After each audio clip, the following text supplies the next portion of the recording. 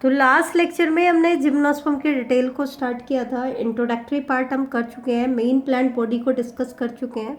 अब हम life cycle के ऊपर आते हैं। तो इनकी लाइफ साइकिल कैसी होती है? डिप्लॉन्टिक लाइफ साइकिल होती है।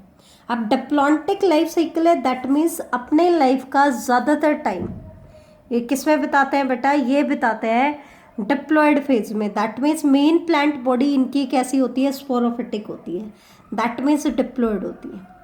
एक चीज़ और ध्यान रखना, जितने भी जिम्नोस्पर्म्स होते हैं सारे के सारे डाइओशियस होते हैं। डाइओशियस का मतलब क्या है? कि male and female plants are separate. Plants are separate, इसका मतलब क्या है? एक प्लांट में एक ही सेक्स ऑर्गन होगा, या तो मेल या फीमेल, दोनों में एक ही सेक्स ऑर्गन होता है। लेकिन इसमें फिर से एक एक्सेप्शन आता है, और एक्सेप्शन किसका आता है? पाइनस का। पाइनस में ध्यान रखना, पाइनस इकलौता मेंबर ऐसा है जो मोनोशियस है। मोनोशियस मतलब इसमें एक ही प्लांट में दोनों टाइप के सेक्स ऑर्गन आपको देखने को मिलेंगे, मेल भी और फीमेल भी। अब क्योंकि मेन प्लांट बॉडी स्पोरोफिटिक है, तो इसके ऊपर स्पोर की फॉर्मेशन होनी है। अब स्पोर की फॉर्मेशन किस पे होगी? स्पोरोफिल पे। अब स्पोरोफिल इनके केस में एग्रीगेट होकर के क्या बनाते हैं बेटा? कॉन बनाते हैं। तो सबसे पहले कॉन बनी, कॉन के अंदर आपके स्पोरोफिल है, स्पोरोफिल के अंदर स्पोरेंजिया डेवलप होंगे। तो इनके जो स्पोरेंजिया की डेवलपमेंट है वो कैसी है? यू स्पोरेंजिएट डेवलपमेंट है। कैसे डेवलपमेंट है? Eusporangiate. Eusporangiate development का मतलब है sporangia formation occurs from a group of initial cell. एक होती है लैप्टोस्पोरेंजिएट, वो प्रिमिटिव कैरेक्टर होता है। अब एडवांस कैरेक्टर क्या है? You sporangiate. लैप्टोस्पोरेंजिएट में तो सिंगल सेल से स्पोरेंजिया डेवलप होता है, यहाँ पे ग्रुप ऑफ इनिशियल सेल से होता है। ठीक है। अब क्योंकि जिम्नोस्पर्म्स के जो सारे के सारे मेंबर हैं वो हेट्रोस्पोरस होते हैं। हमने टेरिडोफाइट में पढ़ा था सिलाजिनेला में कि वो हेट्रोस्पोरस है और वो precursor of seed habit show करता है। और वहाँ पे हमने पढ़ा था कि हेट्रोस्पोरस जो कंडीशन है वो एडवांस कैरेक्टर है। टेरिडोफाइट में तो ज़्यादातर मेंबर होमोस्पोरस थे, लेकिन कुछ मेंबर हेट्रोस्पोरस थे। लेकिन जिम्नोस्पर्म्स में आपको सारे के सारे कैसे मिलेंगे? हेट्रोस्पोरस होंगे। मतलब that means they form two type of spore. और ये दो टाइप के स्पोर कौन से होंगे? एक तो होंगे माइक्रोस्पोर जो कि मेल गैमेटोफाइट बनाएंगे, और दूसरे होंगे बेटा मेगास्पोर जो कि फीमेल गैमेटोफाइट बनाएंगे।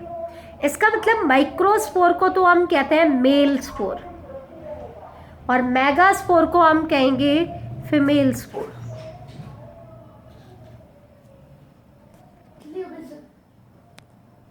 तो ये तो माइक्रोस्पोर तो क्या कहलाते हैं? मेल स्पोर, और मेगास्पोर क्या कहलाते हैं? Female spore. तो ये चीज़ आपको ध्यान रखनी है। अब क्वेश्चन क्या आता है कि माइक्रोस्पोर की फॉर्मेशन कहाँ होती है और मेगास्पोर की फॉर्मेशन कहाँ होती है? तो ये तो हमने पढ़ ही लिया, माइक्रोस्पोर की फॉर्मेशन किसके अंदर होगी? माइक्रोस्पोरेंजिया में। अब जो चीज़ याद करने की है वो क्या है? अब थोड़ा सा चेंज है। अभी तक तो हम माइक्रोस्पोरेंजिया वर्ड यूज़ करते आ रहे थे, लेकिन अब क्या आप देखोगे कि माइक्रोस्पोरेंजिया को ही एक और नाम दे दिया गया, दैट इज पोलन सैक। अब थोड़े से वर्ड्स चेंज हो रहे हैं। माइक्रोस्पोरेंजिया का अदर नेम क्या दे दिया गया? Pollen sac. इसी को हम पोलन सैक भी कह रहे हैं। इसी तरीके से मेगास्पोर की फॉर्मेशन किसके अंदर होगी? मेगास्पोरेंजिया के अंदर। और इनके मेगास्पोरेंजिया का अदर नेम क्या है? ओव्यूल। अब तक हमने ये वर्ड यूज़ नहीं किए थे, लेकिन यहाँ पर हम ये वर्ड यूज़ करेंगे। जिम्नोस्पर्म और एंजियोस्पर्म में माइक्रोस्पोरेंजिया को पोलन सैक कहा जाता है और मेगास्पोरेंजिया को ओव्यूल कहा जाता है। ठीक है। अब माइक्रोस्पोरेंजिया की फॉर्मेशन किसके ऊपर होगी? माइक्रोस्पोरेंजिया बनेंगे माइक्रोस्पोरोफिल के ऊपर। माइक्रोस्पोरेंजिया की फॉर्मेशन किसके ऊपर होगी? माइक्रोस्पोरोफिल। माइक्रोस्पोरोफिल क्या है? रिप्रोडक्टिव लीव्स भी कहते हैं, मेल रिप्रोडक्टिव लीव्स। इसका मतलब जिसके ऊपर मेल स्पोर की फॉर्मेशन होगी। ऐसे ही मेगास्पोरेंजिया किसके ऊपर बनेंगे? मेगास्पोरोफिल के ऊपर। अब एक चीज ध्यान रखना, माइक्रोस्पोरोफिल को अदर नेम देते हैं बेटा स्टेमन। और मेगास्पोरोफिल को अदर नेम देंगे कार्पल। अब सबसे पहले हम इसके मेगास्पोरेंजिया के स्ट्रक्चर के बारे में पढ़ लेते हैं, ध्यान से देखना। इनके जो मेगास्पोरेंजिया है मतलब ओव्यूल जो है, ovule is not enclosed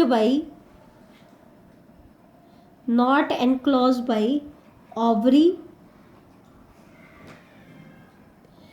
and remain exposed, मैं आपको एनसीईआरटी का पॉइंट बता रही हूँ, and remain exposed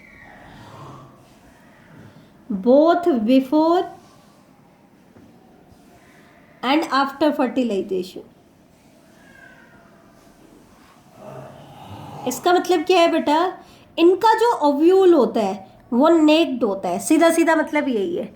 नेक्ड का मतलब है कि वो ओवरी से कवर्ड नहीं है, ओवरी उसके बाहर कवर नहीं है, तो वो एक्सपोज्ड है फर्टिलाइजेशन से पहले भी, और आफ्टर फर्टिलाइजेशन ओव्यूल ही सीड में मॉडिफाई हो जाता है, तो आफ्टर फर्टिलाइजेशन भी वो कवर्ड नहीं होता है, तो मतलब सीड भी उनके केस में कवर्ड नहीं होंगे।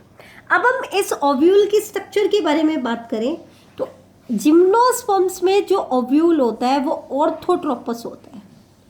ऑर्थोट्रोपस सबसे प्रिमिटिव टाइप का ओव्यूल होता है, इसका मतलब होता है स्ट्रेट ओव्यूल। एक्चुअल में स्ट्रेट ओव्यूल क्या होता है मैं आपको बता देती हूँ। ये है ओव्यूल की बॉडी और ये है ओव्यूल की स्टॉक, सिंपल टर्म्स में बताती हूँ। ओव्यूल की स्टॉक को हम कहते हैं फ्यूनिकल, और ओव्यूल की बॉडी को दो पार्ट्स में डिवाइड किया जाता है। इसका टिप जो पार्ट होता है ये टिप है और ये इसका बेस है। इसके टिप के रीजन को कहा जाता है माइक्रोपाइल और बेसल रीजन को कहा जाता है चलाजा।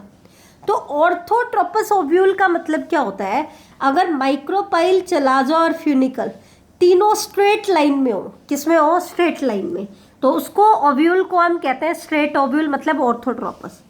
लेकिन बेटा जिम्नोस्पर्म में जो ओव्यूल है वो ऑर्थोट्रोपस तो है लेकिन ससाइल है। ससाइल मतलब उसमें स्टॉक नहीं है। डायग्राम देखो, यहाँ पे ये है ओव्यूल की बॉडी लेकिन स्टॉक नहीं है, ससाइल है। ऑर्थोट्रोपस तो है, स्ट्रेट तो है लेकिन ससाइल है। अब ओव्यूल में क्या क्या स्ट्रक्चर डेवलप होती है बेटा, सबसे पहले इसका ये सेंट्रल पार्ट डेवलप होता है। इस सेंट्रल पार्ट को हम कहते हैं न्यूसेलस। क्या कहेंगे बेटा, न्यूसेलस। ये न्यूट्रिटिव टिश्यू है जो डेवलपिंग फीमेल गैमेटोफाइट को नरिशमेंट देगा, इसके अंदर फीमेल गैमेटोफाइट बनेगा। और उसके बाद ये होती है प्रोटेक्टिव कवरिंग। इन प्रोटेक्टिव कवरिंग्स को हम कहते हैं इंटैग्यूमेंट। अब जिम्नोस्पर्म्स में जो इंटैग्यूमेंट्स होती हैं वो 3 होती हैं, मतलब ओव्यूल इज कवर्ड बाय 3 इंटैग्यूमेंट्स। ध्यान रखना बेटा, जिम्नोस्पर्म्स में जो ओव्यूल होता है वो 3 इंटैग्यूमेंट से कवर्ड होता है, जबकि आप एंजियोस्पर्म्स में जाओगे तो उनके ओव्यूल मोस्टली 2 इंटैग्यूमेंट से कवर्ड होते हैं, जबकि जिम्नोस्पर्म में कितने इंटैग्यूमेंट है, 3 इंटैग्यूमेंट है। ठीक है, तो ये चीज़ आप ध्यान रखना। ये क्या है, इनके ओव्यूल की स्ट्रक्चर है। क्या है बेटा, ओव्यूल की स्ट्रक्चर। ठीक है, अब ये ओव्यूल बनेगा कहाँ पे, ओव्यूल बनेगा किसमें, मेगास्पोरेंजिया कह रहे हैं इसको। मेगास्पोरेंजिया को हम क्या कह रहे हैं, ओव्यूल ही कह रहे हैं। तो मेगास्पोरेंजिया की फॉर्मेशन किसके ऊपर होगी, मेगास्पोरोफिल या मैक्रोस्पोरोफिल भी कह देते हैं। तो दे आर फॉर्म्ड, दे मतलब ovule, they are formed on macrosporophyll या मेगास्पोरोफिल। ये हम किसको कह रहे हैं, जैसे हमने माइक्रोस्पोरोफिल कहा था किसको, स्टेमन को, तो मेगास्पोरोफिल हम किसको कहेंगे, कार्पल को बोलेंगे बेटा। किसको बोलेंगे, कार्पल को। अब इनके केस में जैसे एंजियोस्पर्म में तो हम कार्पल क्या कहते हैं, 3 पार्ट होते हैं, स्टिग्मा, स्टाइल एंड ओवरी। ये आपने कॉमनली छोटी क्लासेज में पढ़ा है। ठीक है, लेकिन इनके केस में जो कार्पल होता है ना उसमें ऐसे स्ट्रक्चर नहीं होती है। इनका जो कार्पल होता है वो सिंपल होता है and not modified into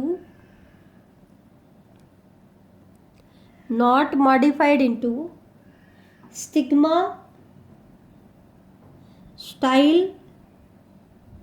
and ovary। वो सिग्मा, स्टाइल और ओवरी में मॉडिफाई नहीं होते हैं। एक चीज़ और, आपने देखा मेल के अंदर माइक्रोस्पोरोफिल है, फीमेल के अंदर मेगास्पोरोफिल है।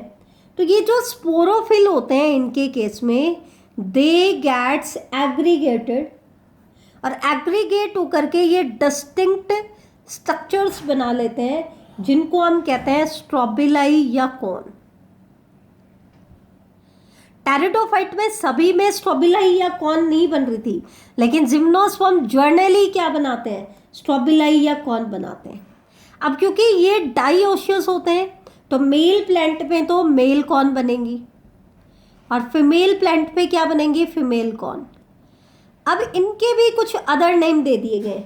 मेल कॉन को हम कहेंगे पोलन कॉन। पोलन कॉन क्यों, क्योंकि इसके ऊपर क्या बनने हैं, पोलन ग्रेन्स बनने हैं। और फीमेल कॉन को हम कहेंगे सीड कॉन, क्योंकि इसमें आगे जाकर के फर्टिलाइजेशन होना है और सीड की फॉर्मेशन हो।